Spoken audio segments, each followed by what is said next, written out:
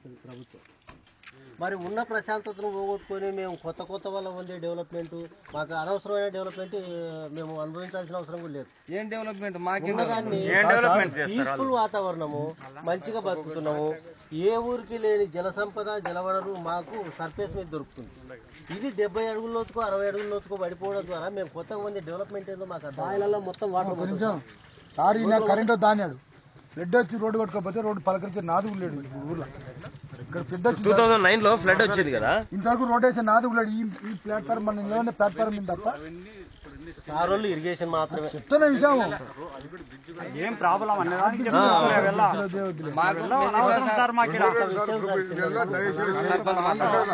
దయచేసి ఈ ఊళ్ళో పవర్ పాయింట్ పెడితే ఇబ్బంది. పవర్ పాయింట్ జనమును అల్లకూలం చేసి మీరు పవర్ పాయింట్ చెప్తారా, జనాన్ని నాశనం చెప్తారా? నాకు రెండు పాయింట్లు నాశనం చేస్తుంటే చెప్పండి. అది కాదు, చేసి చేయకూడదు. నాశనం అయ్యేదాన్ని కూడా కారణాలు లేవు.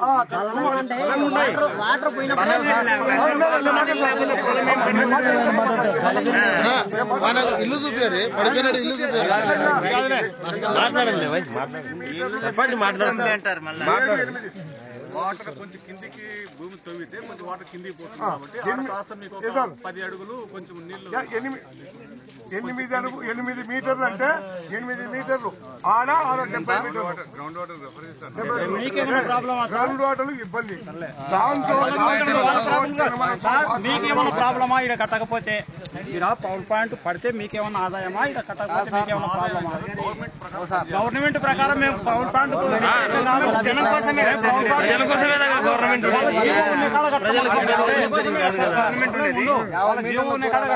చిన్న పిల్లలు 1వ తరగతి నుంచి 5వ తరగతి వరకు స్కూల్ అక్కడ ఈ వైబ్రేషన్ వల్ల మెదడు కణాలు దెబ్బతినడము, జ్ఞాపకశక్తి కోల్పోవడము, అది కాదంటే నేను సైంటిస్ట్ తో రుజువు చేస్తా సార్. మీరుండరు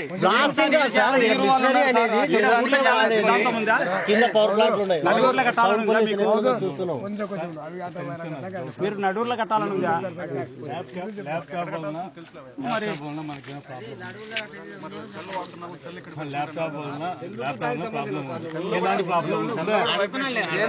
ప్రాబ్లం ఉంది. ల్యాప్టాప్ వల్ల ఎలాంటి ప్రాబ్లం ఉంది? వాడుతున్నాం కదా, అది మినిమం లో ఉంది. మనకు మీకు అర్థమైతే చెప్తుంది నా భాషలో. ఒకరొకరు మాట్లాడండి సార్.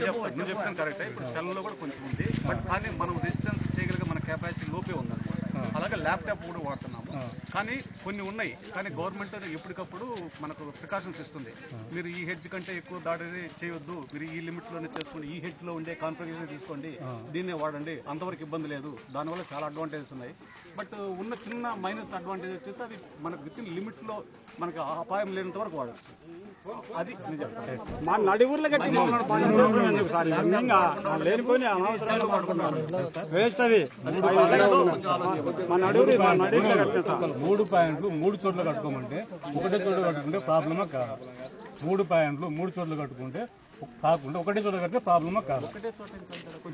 7.5 సార్ ఇక్కడ 3 చోట్ల 2.5 వస్తే 3 చోట్ల కట్టుకుని పర్మిషన్ ఇస్తే ఒకటే చోట, అంటే ఫస్ట్ ఇచ్చిన పర్మిషన్ ఒకటే చోట, అంటే ఒక చోట కడితే 2 పాయింట్ కన్నా ఎక్కువ కట్టడానికి అవకాశం లేదని చెప్పి ఇచ్చిన గవర్నమెంటే ఒకటేసారి 7.5 కట్టడానికి పర్మిషన్ ఎట్లు ఇస్తారు? అంటే ప్రాబ్లం ఉందా లేదా? అప్పుడు అక్కడ ఇచ్చేవాళ్ళు ఒకటే చోట ఇవ్వచ్చు కదా, అంటే విత్ ఇన్ 8 KM ఒకటే చోట ఒకటే ప్లేస్. యూనిట్లో 3 టర్బైన్స్. అది టర్బైన్స్ అనేది టర్బైన్స్ 2, 3 అనేది దట్ డిపెండ్స్ మన quantity availability, head and availability అనమాట. సో మన క్వాంటిటీ సఫిషియెంట్ ఉంటే 4కి వెళ్తాము, నీళ్లు సఫిషియెంట్ గా రావు అనేటట్టు ఉంటే 2కి వెళ్తాము. సో మనకు నీళ్లు రాను వచ్చినప్పుడు 4 పెట్టుకుంటే వేస్ట్.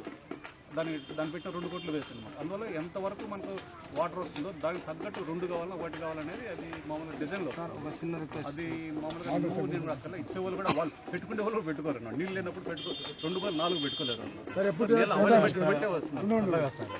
ఖచ్చితంగా అది ప్రాబ్లం ఉంది కాబట్టి మేము కూడా అబ్జర్వ్ చేయడం, మాకు ఇంజనీర్లు మేము కూడా మాకైతే ప్రాబ్లం లేదంటారు కదా మీరు. నాకు చిన్న రిక్వెస్ట్, మీరు ఇప్పుడు వచ్చిన సంబంధిత అధికారులు మరి తెలిసి మాట్లాడుతూ లక్షలకు మాట్లాడుతున్నాం.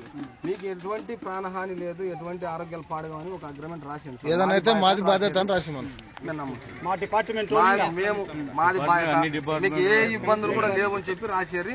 మేము సైంటిస్టులు అందరికి వచ్చాము.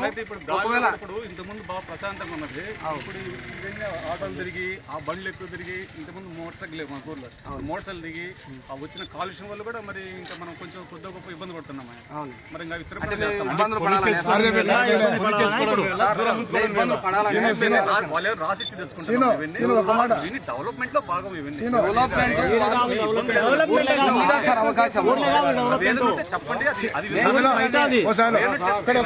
ప్రధానమైంది నీటి ప్రాబ్లమే. ఇప్పుడు వ్యవసాయం మీద మేము ఆధారపడుతున్నాం. బాయిలలో లోతులో దెట్లో పోయేటప్పుడు ఇప్పుడు ఆల్రెడీ అది కూడా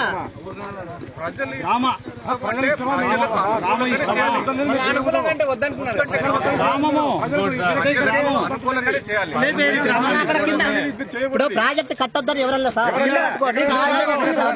అంటే అందరికీ ఒక 10 మందిలో కొంతమంది కట్టాలంటారు, నలుగురు జరిగేది కొంచెం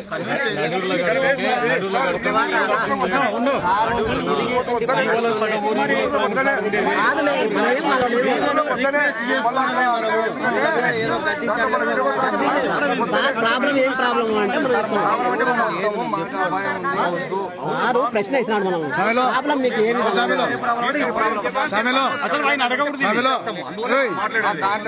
మాట్లాడుతుంటే మాట్లాడండి సార్, మాట్లాడండి. మీరు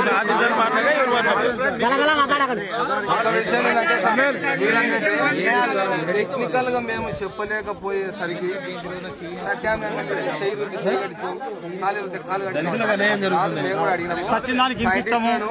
ఫోన్ చేసి పూలదారు అడిగినాం, వాళ్ళు కూడా వస్తారు. సో దీనివల్ల ఈ ఇబ్బందులు ఎదురవుతాయని చెప్తాను. మీరు నీళ్లకు సంబంధించినది మీరు చెప్పగలుగుతారు. ఆరోగ్యాలకు సంబంధించినది అయితే డాక్టర్లు చెప్తారు. ఎవరు పరిధి వాళ్ళది. మేము కూడా రిక్వెస్ట్ చేసి అడిగేదంటే మా గ్రామంలో ఇది అపాయం ఉంది సార్, మాకు అన్ని ఆరోగ్యాలు పాడైతాయి, మా వ్యవసాయం కుంటుపడుతుంది, మాకు నడి ఊర్లో ఇది ప్రాజెక్టు కడుతున్నారు, సగం పొలం అక్కడ ఉంది, సగం పొలం ఆడిపిల్లలు బండ్లకు నీళ్లు ఎత్తుకొని మందులు కూడా పోతుంటారు, అట్ట పోతుంటారు, ఇట్ట పోతుంటారు. ఇవన్నీ దృష్టిలో పెట్టుకుని మా గ్రామానికి న్యాయం చేసి 8వ కిలోమీటర్ దగ్గర అట్లా కిందనో ఉన్న దానిలో పెంచుకొని కట్టుకోమని సార్ అని దయచేసి అడుగుతాం సార్. ఒక్క నిమిషం సార్, ఇట్లా పవర్ ప్లాంట్ ఇంట్లో కారుకొని ఒక 20 కిలోమీటర్లు తప్ప 30 కిలోమీటర్లు చెప్తాను. ఊరికి దూరంగా కట్టుకోవాలా లేకపోతే ఒక 30 మీటర్లు 30 మీటర్లు నేర్చుకోవాలి కదా సార్. కాళ్ళని అక్కడ దగ్గర ఉంది కనీసం ఒక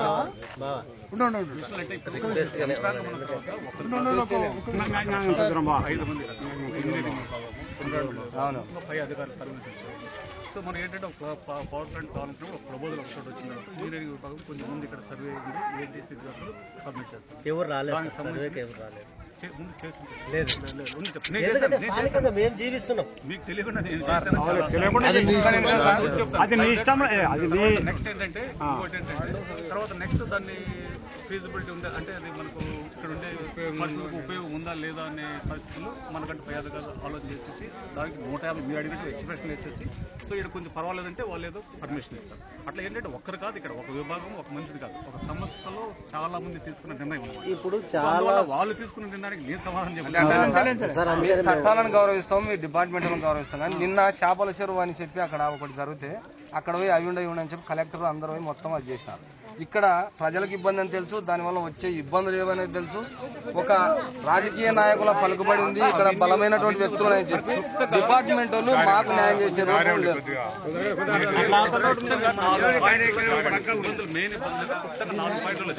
చెప్పాను సార్, ఇప్పుడు మాకు అక్కడ నీళ్లు నిల్వ ఉండడం వల్ల 400 ఎకరాలు వ్యవసాయంకి పనికి రాకుండా సౌడుగా మారే అవకాశం లేదు. ఎందుకంటే సమానం చెప్తారు.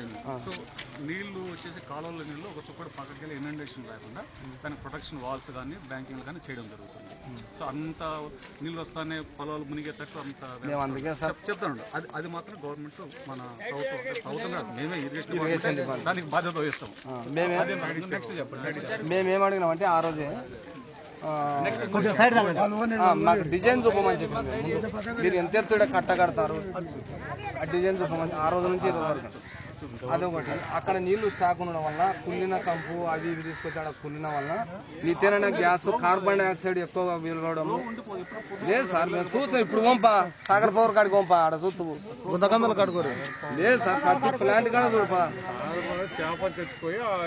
డెడ్ బాడీలు తీసి ఆడినారు సారు. అదేమంటే పైన కేసీ కెనాల్లో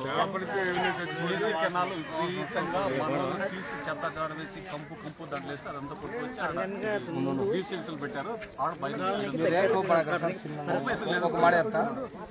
ఇప్పుడు మా తల్లిదండ్రులు ఎవరన్నా పిల్లలు ఎవరైనా తాగరా చెడిపోతామంటే తాయినోడు బంగారు లేకుండా నీకు తిక్కబడి చెప్తూ ఉంటారు. తాయినోడు అంతా కాలు చేతులలో వాసి ఊపిరితిత్తులు అన్ని చెడిపోయినాక మీరు చెప్తే అది మేము వచ్చే వరకు మీకు మా ప్రజల ఇబ్బందులు మీరు గుర్తించారు. ఎందుకు సార్ మీ పిల్లలు మీరందరూ ఆరోగ్యంగా జీవించాలా? ఈడ సామాన్య ప్రజలు పల్లెటూరులో కష్టజీవులు ఈడ కష్టాలు చేసుకుని కష్టపడ్డారు. మనలాగా మన పిల్లలు సార్ వాళ్ళకి లేదు అవకాశం లేదు. అందుకే సార్ మంచి వాతావరణం మా గ్రామానికి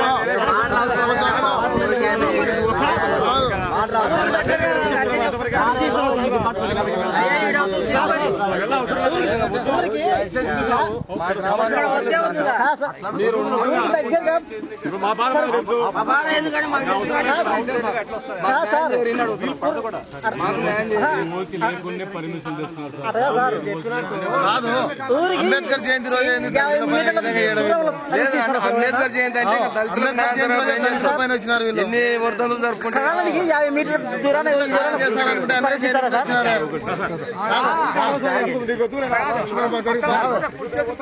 అంబేద్కర్ జయంతి రోజే దళితులకు అన్యాయం చేయడానికి వచ్చినట్టున్నారు. అదే సార్ 50 కిలోమీటర్లు మీ నెంబర్ ఇవ్వండి సార్.